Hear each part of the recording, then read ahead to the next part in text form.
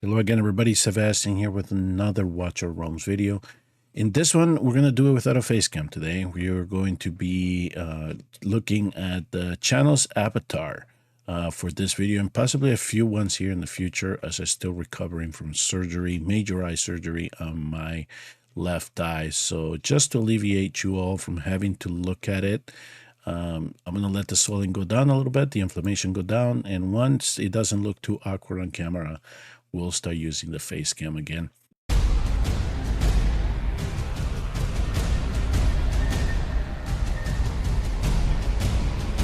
Okay, so here we are back in the test server. We're going to be looking at Yuri. I have had a chance to look at other gameplay for her here. If you have not seen my first video on her, I just did a quick damage test. I just wanted to see how much damage output you could actually put up against the bosses. And we also learned as to how much damage you can do with either one of the sets that are gear sets that is currently available in the game. So you can kind of see here that the preferred one that I have her in right now is SBA, Soulbound Arcana, because it did beat out Infernal, Ageless, and the night and the Cataclysm set. Even with all the exclusive gear that is available to her, Soulbound Arcana just came out on top. I think that if you get a good Cataclysm set, you use the Piercer Lord bonus, where she gains damage to airborne units. You might be able to utilize that for arena, but all the pretty much anything that I try her in that is high level gameplay content, it was the Soulbound Arcana. I also did try something out with the Night Terror set when we came to GR3, so I'll show you all of that. But if this is the first video that you're watching with Yuri, we are just going to go over her kit and awakenings really quick. Keep in mind that she has dual faction designation as a Nightmare and Piercer hero. And again, in that first video that I did for her, we did find out that she actually does a little bit more damage as a Piercer, interestingly enough, even though the hero that she's bonded to is Nightmare and Watcher hero. So if I'm to play her, I'm trying to play her mostly as a Piercer, because I know that that's where I can get a little bit more damage out of her in the content. So that's what I decided to do based on those initial tests. Okay, let's talk about her basic. Basic attack will trigger the Chaos Orb that deals 160% damage to the target and four surrounding enemies one time. This will be apparent because you'll see her jump every time that after 5 basic attacks, and then she launches this orb. You'll see her jump. You'll see that animation.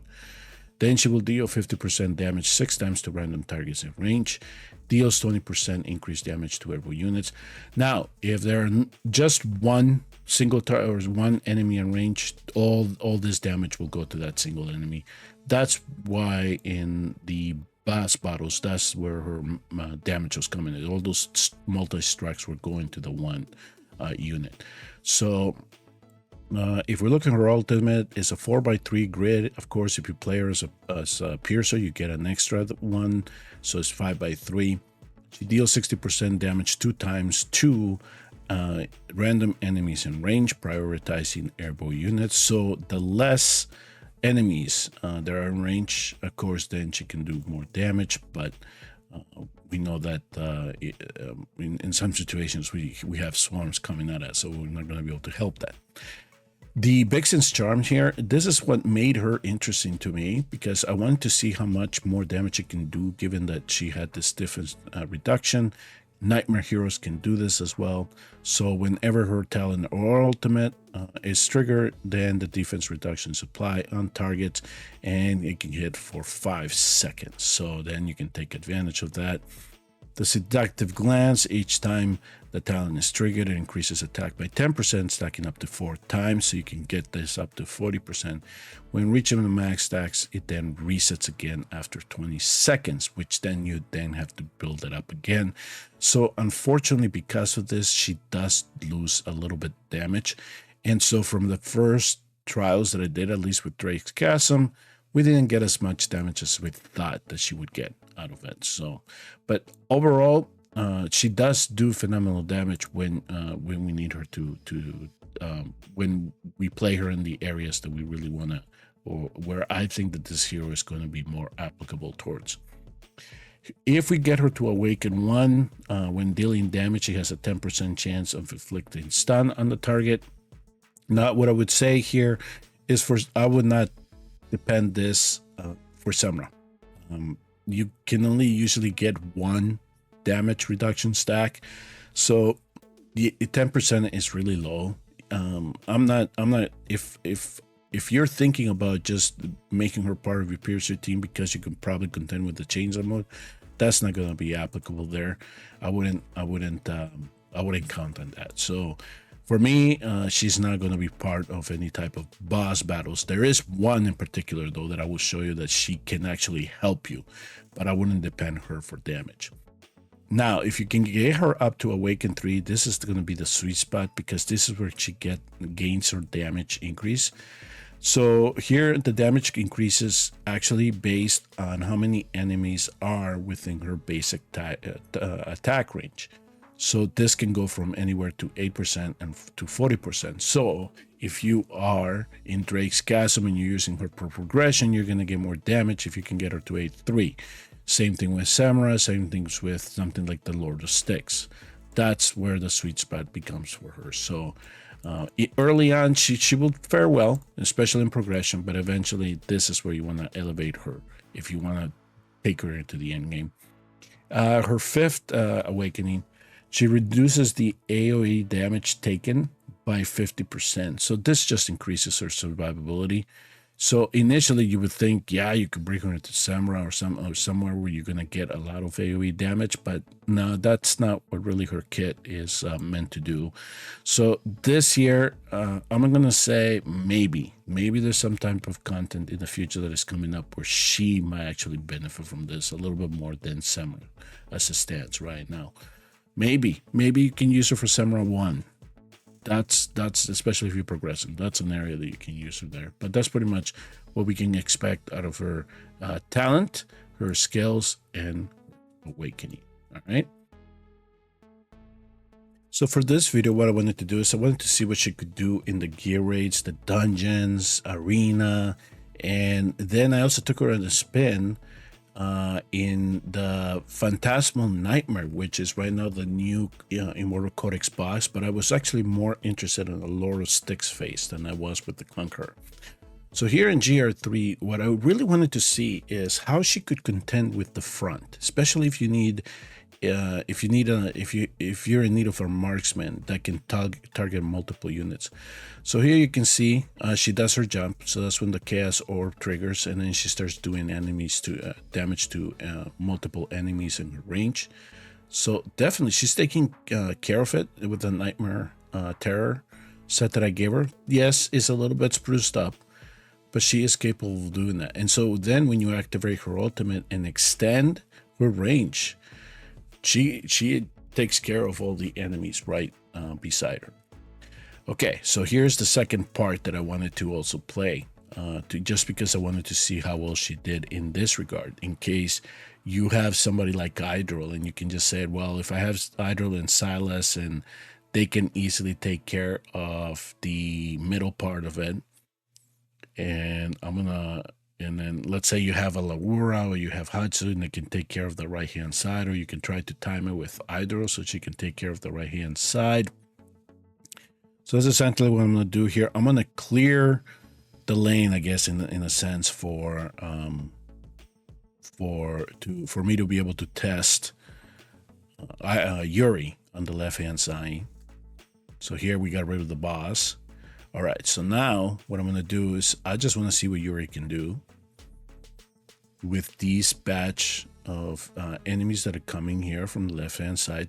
I want to see if she's able to handle it. So you can kind of see how the chaos orb is helping, and there is her ultimate, and her ultimate just all those multi-strikes, and she pretty much, you know, is able to take care of most of them, and then her basic does the rest and then clears it out.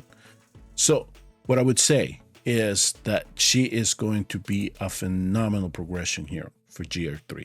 That's essentially, I think, what it's going to come down to. That if you pull her early enough, she's going to help you immensely in terms of progression. Now, here's the other thing that I was was actually really curious on is I wanted to see, could Yuri handle the Psychophants on the top in Gear Dungeon 2 like Hatsu does? I just got curious, especially with that multi-strike, because I wanted to see what exactly what exactly she could do. Could she bring them all down? Could she help to make sure that we clear this and not get too tied up in trying to get the Psychophants when they come down the left-hand side?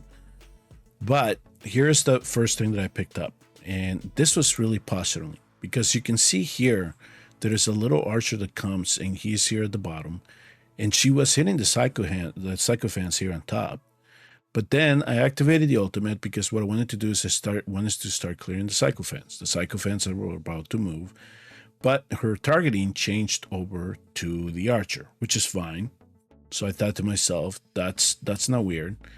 And maybe she'll switch over to the Psychophants, given that they're still in her range. But as you can see here, they're not. They're no longer in her range. So she did not target them. So the AI, for some reason, started targeting the Psychophants here in the bottom.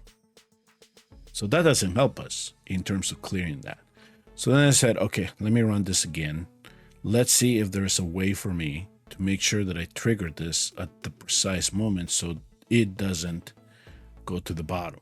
It doesn't start targeting the Psychophants at the bottom. So here, I'm just going to let her do the damage with her basic and the chaos orb that it triggers. And I'm not going to worry. And I don't think I was getting worried about this archer yet.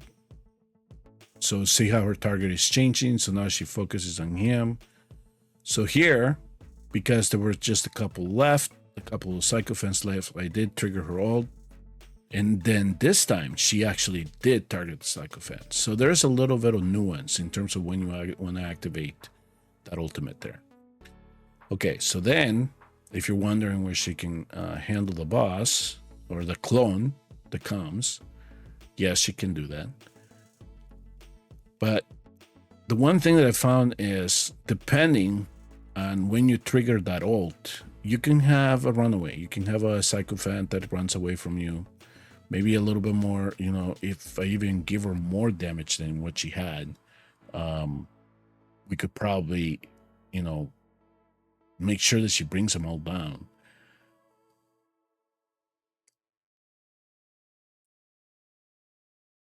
But I think that as I started doing this more frequently, I just lost trust in her to be able to handle this particular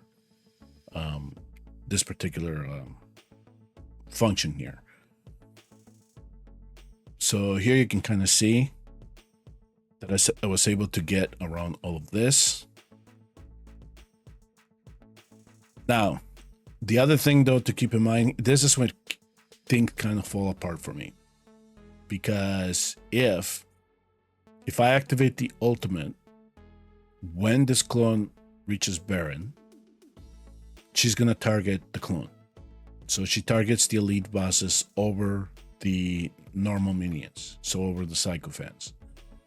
So here I'm trying to get her to do extra life, but her targeting right now is all on the clone. So she's not gaining health, she's not going after Psychophants. And if I activate her ultimate, she's gonna go for the clone. So this is the stage where things would fall apart for me, and I could not keep her alive to get rid of the third wave here.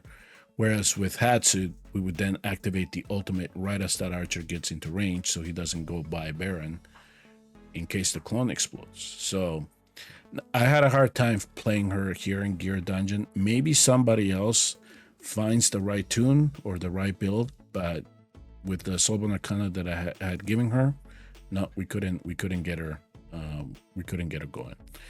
So here I'm doing an arena test. I am here in the test server. Luckily, two of my fellow content creators were able to set up some type of defenses in arena for me to be able to test, even though they were the Ingrid, prettiest, nasty defenses that are in Apex Overlord. So here's kind of me showing you the build that I have is 17,000 attack, 397 speed, 348 5 critical damage, 23 rage regen, and she is crit cap. which is essentially what we want out of the hero here. But this is the build that I decided to use for her. And then her artifact, I gave her the Blight Calder's Claw, because let's be honest, that claw is doing a little more damage than the Siphon, at least from the early test that I did as well. So I'm going up against, again, a Pradius Ingrid team. And so my thought here in trying to see if I could beat this team here is to take advantage of Yuri's ultimate, right? Because her ultimate actually expands a couple tiles when it's activated. So here I was trying to set things up to essentially take advantage of the setup that is required for that Ingrid's Pradius Ajax comp, because it does take a while to set up at the beginning. So here I'm just going to let Yuri take care of these, of the first couple of waves. Again, this is an A5 Yuri, so you want to get to that A3 sweet spot. You're getting more damage with that A3. You could probably do it with the A1. It's just you're not going to get as much damage, or A0 to A2, but you're just not going to get as much damage as you can with the A3. So you saw that I activated the ultimate, so I'm taking advantage here. I'm trying to get a step ahead of Pradius in this positioning here. And I'm trying to take advantage of him having to wait for Ingrid to come in. So at least in this setup of how Jake's match was able to set it up, I'm already at 50%, so I was able to get him. So now here's Razor's trying to hold on. So here I have an A3 Kai, which is really one of my favorite awakenings in the game. When Kai gets to A3, things just go very well. So here I'm using him on instead of Nyx. I mean, you could use Nyx if you want, but look at this A3, and then I'm able to blow up the field. Now I'm gonna wait for him to see if he catches up. Wait for Ingrid to do her thing. So there we go. So we're gaining an advantage. So now we just need to hold on. And again, this is me setting up an arena team when I really don't play arena. So for those of you that are arena savvy, you probably can come up with better stuff than I did here. So again, I'm taking advantage of the ultimate. So I was able to get a step ahead here of the lightning from Pradius. So now here's, I'm just trying to hold on. So here in this wave here, I'm going to do the same thing that I did earlier on with Kai. We're going to see if we can take advantage of that before the overload goes from Ingrid. And we were able to get ahead of Jake on that one. So it's precise timing. It requires gear, but I think that she will have some play in arena for some teams. Okay, to make sure it wasn't a gear thing with Jake, I did go around to see if any other content creators has set up an arena team for me to test this out. And I did find the War Guides had some type of setup as well. So I decided I was going to go test it. So see, you can kind of see it's kind of the same kind of setup that you see. Ingrid, Pradius being powered up by Constance, Dallin to reduce the cost, and then she's bringing in the Ajax. Yes, this Ajax is not fully awakened. But again, I just wanted to see if we could take advantage of the timing early on, because it does require a lot of time to build that first couple steps for Ingrid and Pradius. So, and if you get an A3 Yuri in your account this weekend because you decide to summon, then I guess you can actually test it in the real environment of the global server and see if how this pans out for you. So here again, we're kind of taking advantage of the long setup. So here, after the second unit comes out, I'm going to activate Yuri's ultimate and try to take advantage of the effect. So there. So War Guides took a different approach. He brought in Ingrid first before he brought in Pradius. So we're going to see if we can still take advantage of it.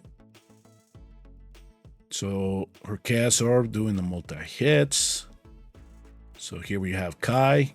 He can get rid of everybody. Perfect. Now we go back.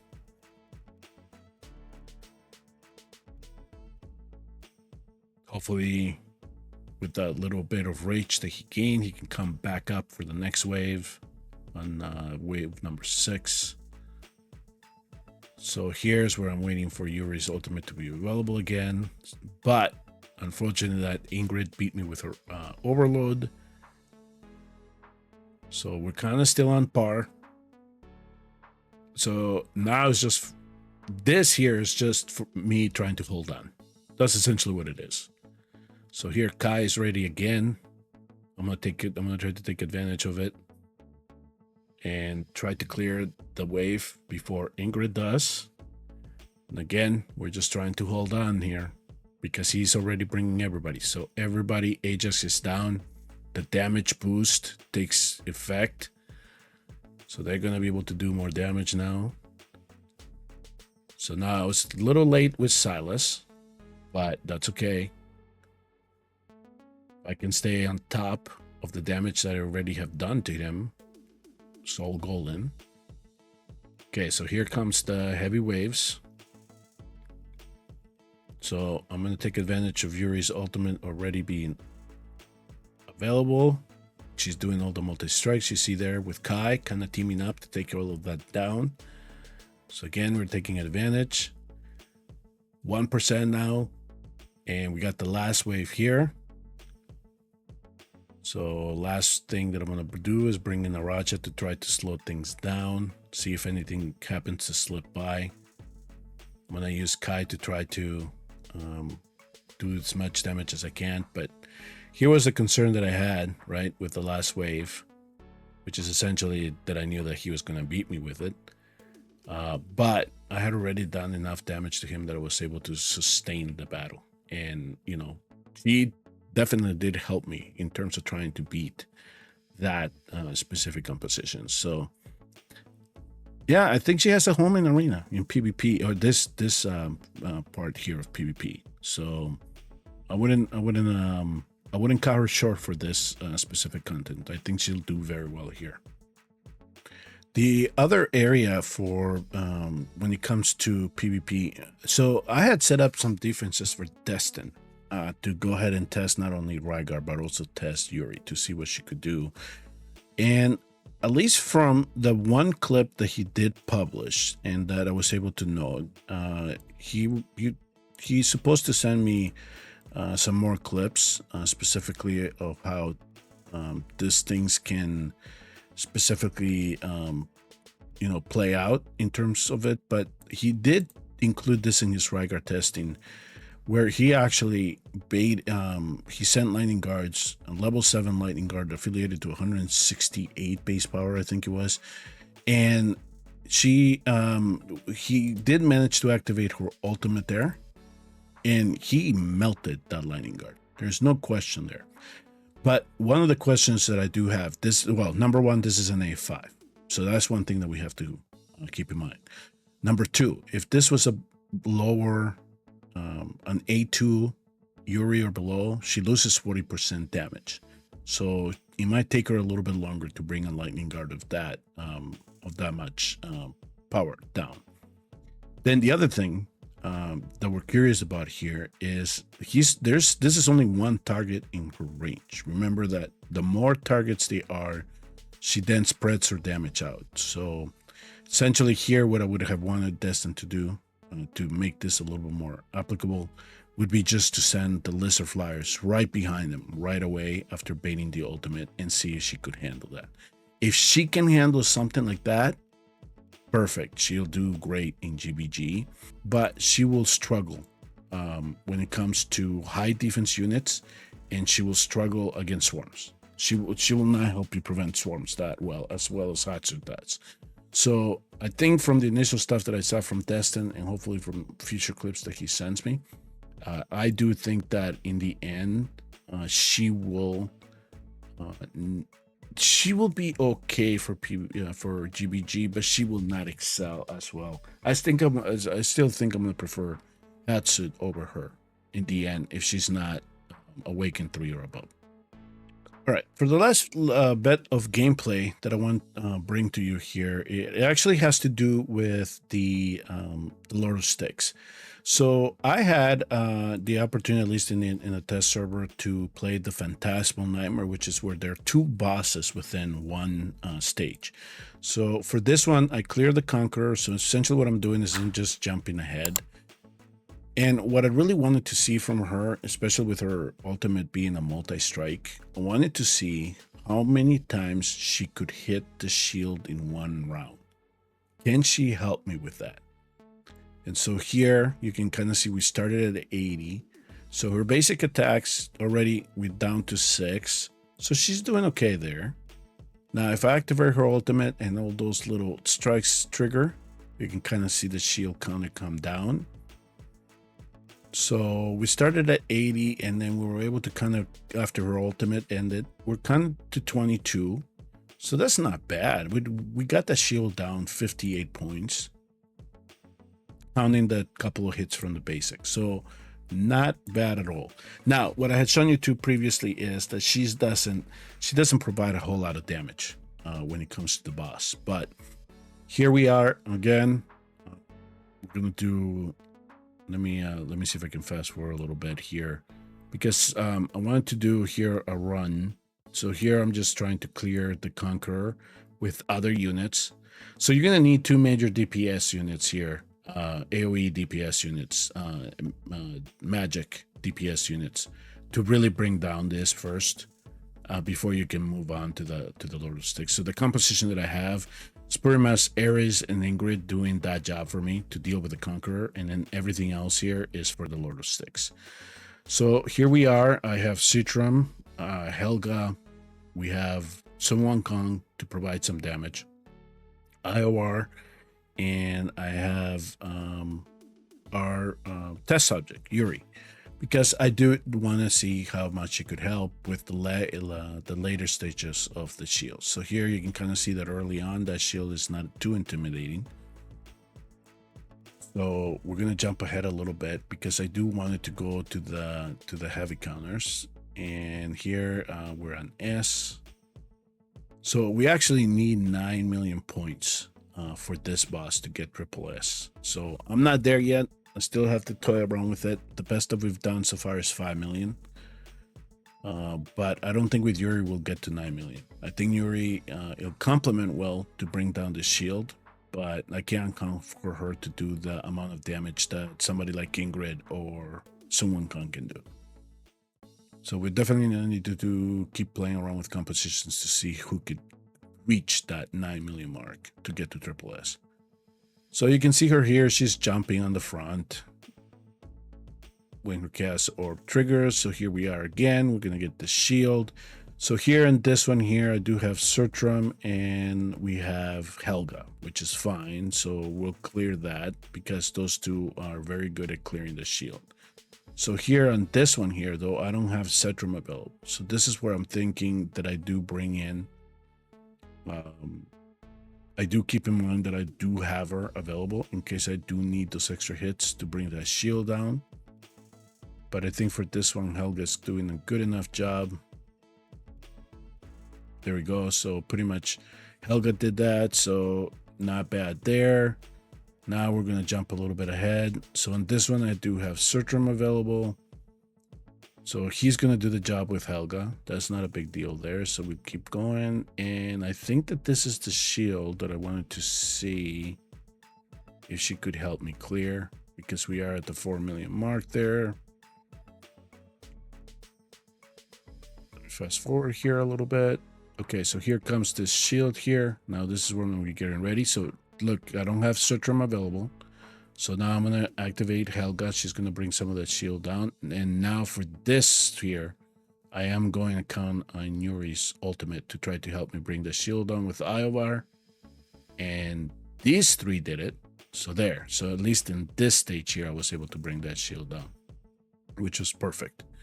Now I can keep going. So at least she allowed me to extend the battle longer so I could get more points, more damage on the Lord of Styx. So I think that if for those of you that are progressing and you're trying to get that S for the quests, yeah, she can help you. So on this one here, I'm using everybody to bring that 500 and plus counter that I needed to bring down. So Sertram, maybe it could have gotten away without using Iobar or Yuri, but definitely those two help clear that 500 counter really well. And then this last shield, I was not able to bring it down. I did not have Sertram available. So that's pretty much where the run ends. And I'm going to let it play out so you can kind of then see how much damage I was able to use or able to get out of Yuri. Especially on the chances that I did get to use her ultimate when he was in the weakened states early on, when I did not need her to smash that shield. So on the positive, I would say yes, she's going to be a progression player here in the Lord of Styx. And for me, it was really getting almost to the timed out for this boss here. So you can kind of see here, we did get to 5 million. And there you go. Now you can see the damage that she did. Of course, Ingrid dominated because she was helped with both phases. Sun Wukong was pretty much the damage dealer during the Lord of Styx phase. And there she is when we did bring her in for the Lord of Styx, and we did kind of use her to help us with the Conqueror. She did a decent amount of damage there, and she did help us with the shield. But I would say that in the future, if I really wanted to push the score to get to the 9 million mark, she would actually be coming out of this composition. So I can bring somebody else in that does a little bit more damage and possibly does the same number of hits that she does on the shield. There you have it, folks. That will conclude this video. So I hope that that kind of gives you an idea of where she might be playable for, especially in your account. I think from what I learned, especially in trying her out in the two different setups that I did, first as a, boss damage dealer and trying to figure out if she would be very good in terms of doing damage in Drake's Chasm, and then continuing out here to look to see what she can do in various content of the game. I would say that for those of you that are progressing, if you get her, she'll definitely help you out in GR3, push that content, maybe in campaign, wherever you may need marksman that can do a lot of damage, some really burst damage that can contend with multiple enemies. That's where she's going to do well. I really do think that she might actually have a spot in arena, especially after you get her to A3. So we'll see if there's anything that changes the meta in terms of that, or at least afford you the possibility to push overload if you're somebody that is struggling to do that, to try to get some Apex coins and then get around any weak Pradius Ingrid teams that can just take advantage of you just having a bad lineup, and then maybe she can afford you to at least jump ahead, and then you can work on trying to sustain. But yeah, so I see her maybe some gameplay there to try to get around this. But in the future, we have to hope that the developers do change that landscape a little bit, so every hero becomes playable and that's not dominated by a couple of them. So from everything that's shown, you just have to figure out where she's going to excel. If she can help you with the Lord of Styx, at least progressing early on to try to get you to the S so you can finish the quest, and that's where we use her. But her multipliers are low. She's not going to do a lot of damage. She doesn't do as much damage as her boyfriend, Kigiri, does. But I'm glad that at least there's another marksman in the game that people can take an opportunity to play out and see if she can help out in some manner, especially when it comes to dealing piercing damage. So, she's a step above Eliza from what we've seen, from what we got in the past. So, so she'll complement other single target hitters that we have, but her benefit is she does multi-strike as well. So, and in GvG, of course, as long as she hits A3, and then she can handle a lot of the air units all coming at her at once, and she can cover the air just as well as Hatsu does. Yep, she'll do well. she'll do okay. But I think that a lot of the end gamers are still going to prefer Hatsu over her. But those of you in Plat 2, Plat 3, if you're lacking marksman and you only have, you know, like Hex and Silas, and, you know, she comes into your account, she can definitely replace these two, Hex and Silas in GvG. And you don't have to worry about the long cooldowns, and, you know, you probably protect air a little bit better than Hex and Silas can. So, well, if you appreciated the content of this video, please do remember to hit like and subscribe on your way out, and I will see you all in the next Watch Your Realms video.